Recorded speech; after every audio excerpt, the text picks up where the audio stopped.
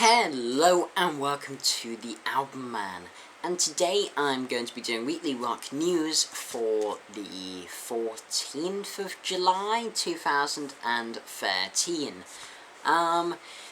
So, a bit of news this week, some interesting stories, but firstly, let's talk about the big thing that, has just happened today, which is that Avenged Sevenfold have released their new single, Hail to the King, which everyone seems to be talking about, so I thought I may as well talk about it in this segment.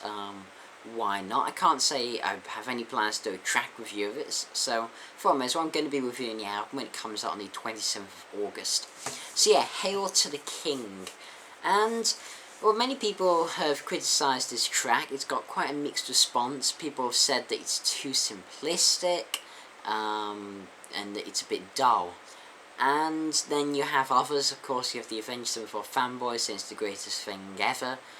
And then you have others who, most people are more sort of, it's okay. They don't dislike it, but they don't love it. It's alright. And I very much fall in that category. I think it's okay. It definitely takes a while to get started. The intro guitar riffs, they're nothing that interesting, to be honest. They don't really engage you that well. The solo, it's decent. It's nothing special by Sinister Gates, or whatever stupid name he has. Again, the drumming, it's very underwhelming, to be honest. Not half as good as Portnoy's, but it's Portnoy, and not even as good as the Revs as well. M Shadow's voice, it's decent. It's a fairly standard vocal performance. It doesn't do anything particularly special. Again, that's most of this song. It's a very safe single. It reminds me almost a little bit of Megadeth's Super Collider in the sort of, in a way. They're both very safe singles of a sort of a almost hard, more of a hard rock than sort of metal vibe to them. And yeah, it's decent. It definitely has a catchy chorus, as does Super Collider, but it's not one of their best songs. It's nothing like Backcountry, but it's a solid song. I don't mind it. It's okay, I suppose. It's alright. That's pretty much all I have to say about it. I'll be reviewing it more in depth when I, see it as it is in the context of the album, because if the rest of the album's like this, it could be a fairly dull album, but if this is just a bit of a change of pace, it could actually work really nicely, so I'm not going to judge it too much. Okay, so, let's move on to some, rock news and stuff like that. Okay, so, something that, I find kind of interesting about the top earning rock bands over the past 6 months. And let me just check, I think this is worldwide. I think it's worldwide, yes. If it's not, I do apologise, but I think it is worldwide.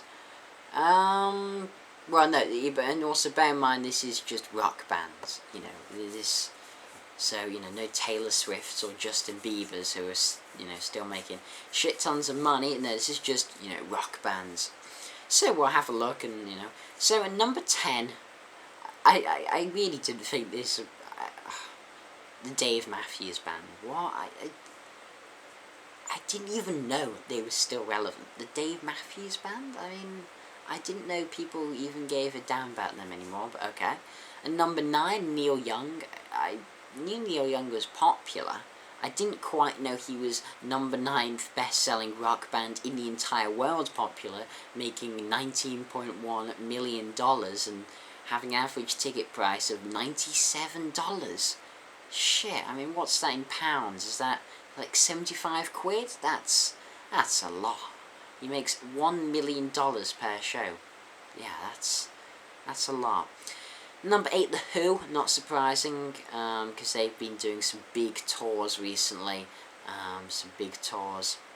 Number 7, Muse, again, they've been doing their big tour, the Pyramid and stuff, the Second Law, which we don't want to talk about, so we'll move on. Number 6, Eric Clapton. This surprised me a little. I didn't think he'd be maybe this high, maybe number 10 or so, but it was always good to see him. So I suppose he, doesn't exactly have cheap ticket prices, does he?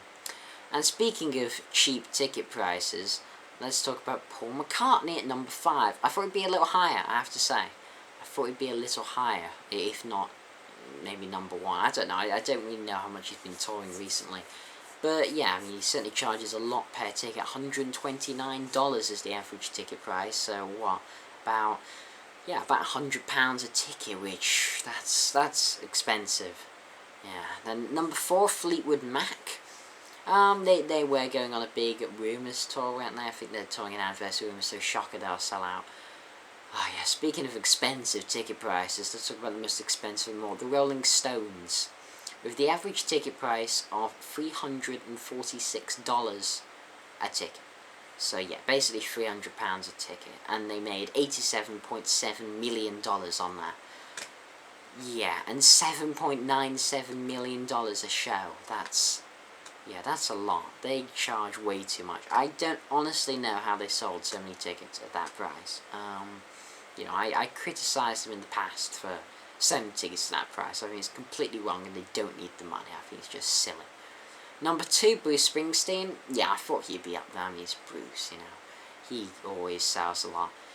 And at the top, I didn't quite realize it was selling significant. I mean, Bruce sold 969,000 tickets, but the top sold 1.4 million tickets, made $142 million, and had an average ticket price of £95.60. That's Bon Jovi. On the What About Now tour, which is one of my least favourite albums of the year. It's an absolute piece of crap, and I can't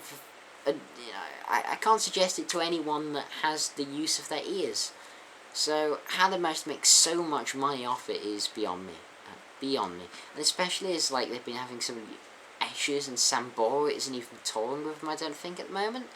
So it's just what the hell, What the hell? Okay, so, that's always a bit of fun to look at. Let's see. Oh yeah, this is an interesting one. So the Scorpions guitarist Matthias Jabs, fantastic guitarist, I respect him immensely, has come out and said some interesting things. This is pretty funny. He really likes Nickelback. In fact, he loves Nickelback. He says, for me, they are one of the really great rock bands that came out after the older generations, like the Scorpions, AC/DC, Iron Maiden. I really like what they're doing. They're powerful and they have great songs, and they are really my favourite band from today. Which is interesting to say the least, considering how much hate Nickelback get, and I always think it's a bit unwarranted. Yes, Here and Now was crap. Yes, Dark Horse was meh. I still love All the Right Reasons. I think Silver Side Up's a great album. Then the stuff before The Cab, and they're okay. But yeah, it's nice to see them actually getting some people who like him for it, especially someone as respected as Matthias Jabs. Though, would I exactly compare Nickelback to AC/DC, Iron Maiden, and the Scorpions? No. They're not in the same league. This is a bit of an odd one. So Jason Bonham, of course, the drummer who plays on the Led Zeppelin reunion, however many years ago that was, and the Black Country Communion drummer, of course, and also the drummer of his own Led Zeppelin Experience show. And basically, well, the show already features on-screen images of, John Bonham, of course, as well, and then Jason plays along to some of his solos and stuff. But one thing he really wants to do is he wants to perform a duet with a hologram of, his dad, John Bonham, which is pretty interesting. He says, it's my dream to do a drum solo with Dad next to me. That's my goal, my dream. It's very interesting. I'm not really a fan of the idea of using holograms personally.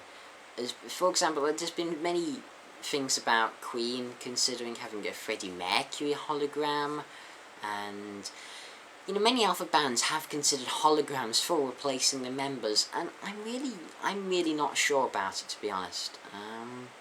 No, would I want to go and see Queen, for example, with Freddie Mercury but as a hologram? So you're hearing him sing, but he's not obviously singing, shocker, No, I don't think I would. I don't think it makes much difference to me. I'd rather someone singing it live, even if they are a different person, or playing it live, in this case, with Jason Bonham.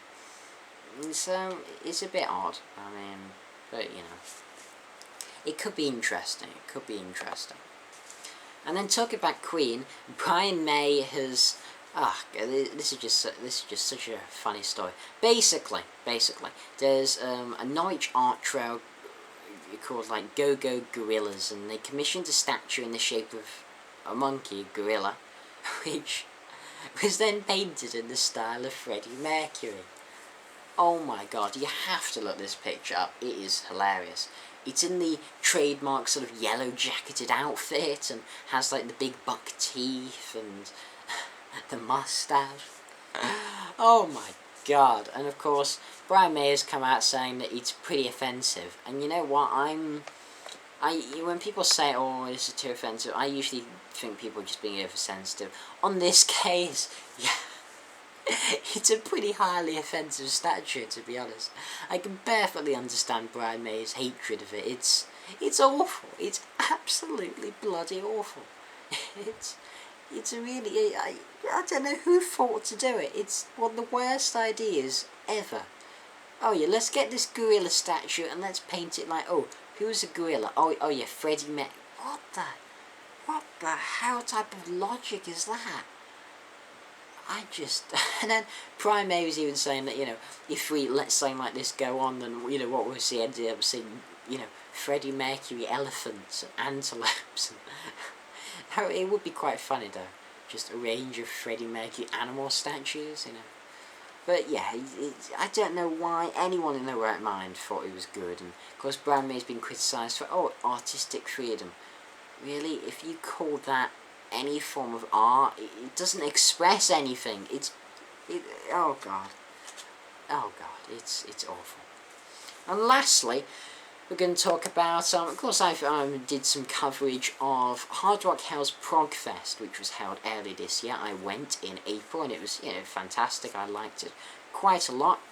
And they've announced the first wave of bands for, you know, their number 2, Prog 2. So I thought I'd talk about it a little bit. It's being held in Wales in a place I can't even pronounce, called Hafan Hymor Prelecheli, basically North Wales. And it's from the 20th to 23rd of March 2014. So those of you who, you know, either who live far away, like in the States, so you probably won't be interested in this bit, so you can go away if you want. But anyway, yes, so some of the bands are very interesting. We'll start with the smaller bands first. So stuff like, and a lot of these I haven't heard of, I admit. Deadly Circus Fire, the Physics House Band, Crimson Sky, Pearson, Chimp Spanner, Hawk Lords I have heard of, but don't really know anything about. Quasar, again, have heard of, but don't know anything about. But now, the 3 real interesting ones, the Pineapple Thief. They were bands I've been aware of for a long time, and I know, you know, quite a few of their songs. I can never hugely get into them. I like them. I just think they're a little overrated. I don't quite see the huge progressive aspects in their music, to be honest. But they're a good band, you know, it'd be cool to see them. And then the big 2, the big headliners, oh, so cool. Fish, the ex-Marillion singer, that's epic. I went to see him live only a couple of months ago. Still needs to do a concert review of that, I know. And he was absolutely fantastic. I enjoyed that a lot. And then the biggest headliner for me that's just like, oh my god. Wait, let me just get something for this one. Don't worry, it won't take a sec. The other band headlining, Focus. I love Focus. Focus are awesome. And to see Jan Ackerman performing Hocus Pocus would be damn epic. Because, yeah, Focus are awesome. And I even have a Jan Ackerman solo album somewhere. But, yeah. Okay, so that's pretty much all I have to say. Don't really have many CDs that I was listening to, out vinyl, whatever, because I've just mainly listened to Beatles this week, to be honest. And as I'm doing a Beatles discography, I don't really want to express my opinions on the albums quite yet. So, yeah. This has been the Album Man. Thanks for watching. Can't wait to subscribe, and as usual, long live rock and roll.